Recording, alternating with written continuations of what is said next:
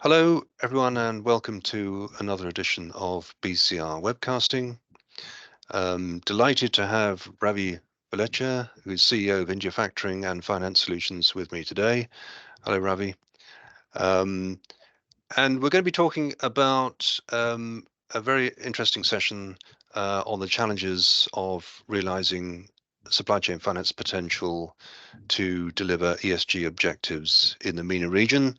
And that's the subject of a session that's going to take place at our forthcoming MENA Supply Chain Finance Conference, which will be on the 7th and 8th of November in Dubai at the Dubai Chambers.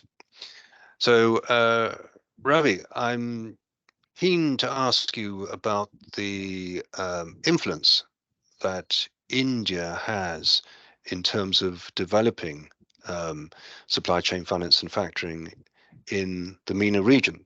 What sort of trends do you think that you've seen in India can help to support and develop the spread of supply chain finance in the MENA region? Thanks, Michael, for this question. Factoring supply chain finances has been there in India for now a number of years, almost 30 years. However, the growth what we have seen over the past maybe 5 to 7 years is an important landmark which we have achieved, and that has been supported and driven primarily by the regulators bringing in the new regulation, which was in early 2012, which enabled the Factoring Regulation Act. And thereafter, the regulator also brought in the guidelines for the banks and financial institutions on the factoring supply chain finance somewhere in 2013-14. And after that, there have been initiatives like TRIDS, which is a trade receivable discounting system in India. Now, obviously, this was brought about in 2017 or so. As with any new initiative, which is a disruptive, I call this disruptive primarily because in the region, in Asia primarily, the factoring took its own sweet time to grow to the numbers what we have seen in the established markets like Americas and Europe. Uh, Unfortunately, in India and in mostly Asia, the reliance on traditional trade finance and traditional means of banking was huge and moved towards the new age methodologies of factoring supply chain finance has been slow to take off. However, of late, we have seen the immense benefit which the all the parties derive out of this business, showcasing them the benefits and making them aware about the benefits has driven the results. And we are in our portfolio itself are seeing the customers enjoying those facilities and growing by leaps and bounds. Mm. And those similar initiatives, I am told that the Middle East also is taking.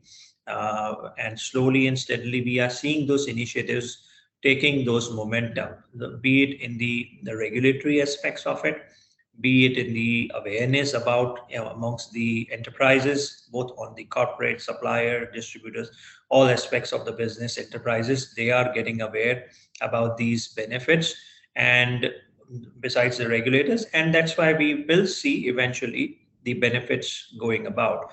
However, there is still some bit of resistance towards that momentum. I would say education plays a huge role also, and Yeah. that's where the initiatives like BCR is doing some bit in the education space.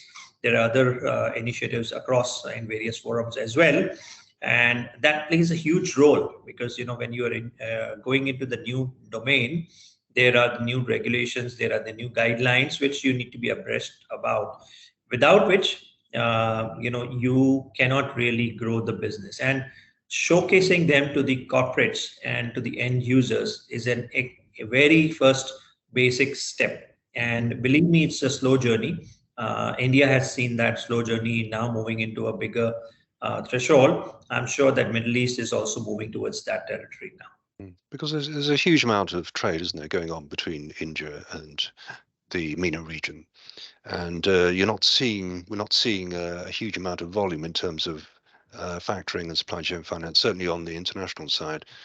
But what about developing digital SCF, because that's very important, isn't it, for the ESG to meet ESG objectives, quality of data. How influential do you think India can be in from that point of view? Absolutely. In fact, that's a very important step because primarily MENA region is mostly an arid region across the year. So the supply chain. Just to give you an example, and most of the food items in Middle East is possibly imported.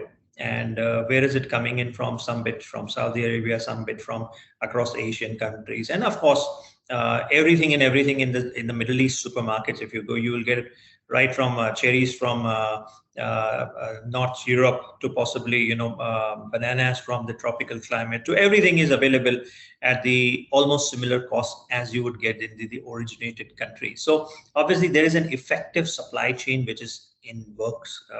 However, the next step in supply chain is the supply chain finance.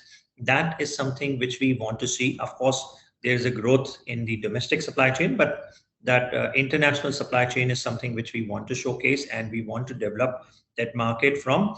And that's where the benefits of the supply chain really comes about to the all entities, all stakeholders within the supply chain.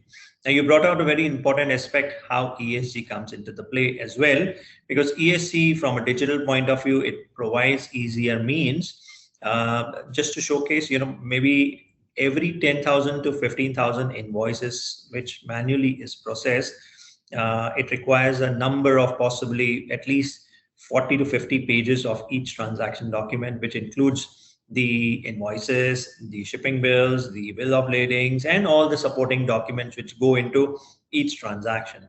Imagine the number of paper which goes into the each transaction which is processed.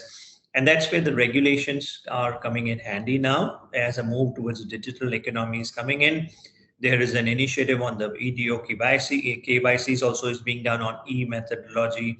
The execution of documentation is through e-mean, digital means. And that's where the benefits is really coming into the having a sustainable finance through ESG means and saving all those paper elements, paper trail about this documentation.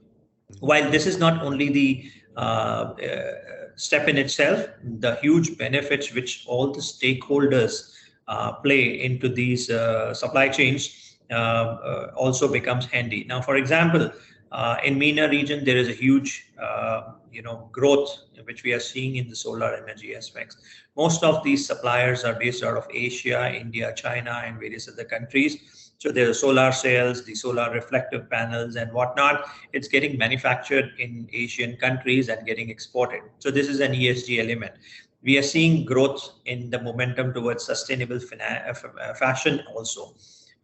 Recently, I visited a very prominent, brand in Indian supermarkets, and I was pleasantly surprised to see that 20% of the garment which was manufactured had sustainability included, which means that the recycled components of various accessories or the cotton or what goes into production is used.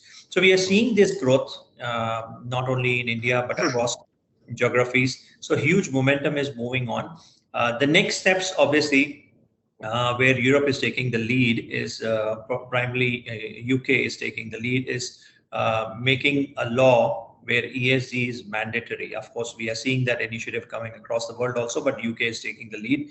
And sooner than later, possibly it is going to be a regulatory initiative and a drive which will make it mandatory for all the stakeholders to have this ESG compliance. From our side, we are recording all the ESG components. And ESG, while the larger part of it goes into the E component part of it, there is an equal element of S and G also, which is social and governance aspect, which gets missed out in the larger environmental aspects. So these are coming out more strong, and we are seeing a huge initiatives in this space in Asia. We are investing a lot in the ESG components in our business also, and we would love to invest in more of these as and when we are growing the business with the MENA region. How much of a challenge do you think it'll be? I mean, there's clearly a lot to be done. Digitalization will help in that respect, as you mentioned, but how big a challenge is this to get the MENA region up to speed in incorporating ESG within SCF? I would say that, once you take a first step, which is the digital means, once you have a lot of digital capabilities invested into, I think then it becomes a easier methodology to manage, to review all these aspects, because there will be you can say a assessment based on the ESG drive. So all that is data. All that, once the data becomes digital, and it's not manual, it becomes easier to record all those. Ultimately, everything goes into quantifiable numbers part of it, right? And you derive that ESG score for a corporate, for the suppliers, for the entire ecosystem. Based on that, you'll have to drill it down towards the final pricing for the ultimate customer, and how your cost of funds get determined from the ESG aspects of it. Till that ecosystem is from across the world, I think the benefits will be slow, but I am seeing the increased momentum following the G20s and the climate initiatives across the world. That is, I think next 2 years, you will see a huge investments coming across, possibly regulations, and so, which is good. And I don't see it as a challenge. Middle East, specifically, all the countries are driven towards and committed towards the ESG aspects of business. And I don't see it as a challenge. Next 2 years, definitely a very positive aspects is going to be there on ESG. Okay, so it's not particularly a MENA challenge, it's a global challenge, and getting some traction in terms of digitalization is key to get things moving on this. Absolutely, absolutely. Ravi, thank you very much for your time today. We will, of course, be looking at this whole subject in a lot more detail at the session in MENA. And once again, that is on the 7th and 8th of November in Dubai. And Ravi, I look forward to seeing you again then. Thank you very much. Absolutely. And I look forward to sharing more details and numbers aspect of the business on all these questions. Thank you so much. Thank you, Ravi.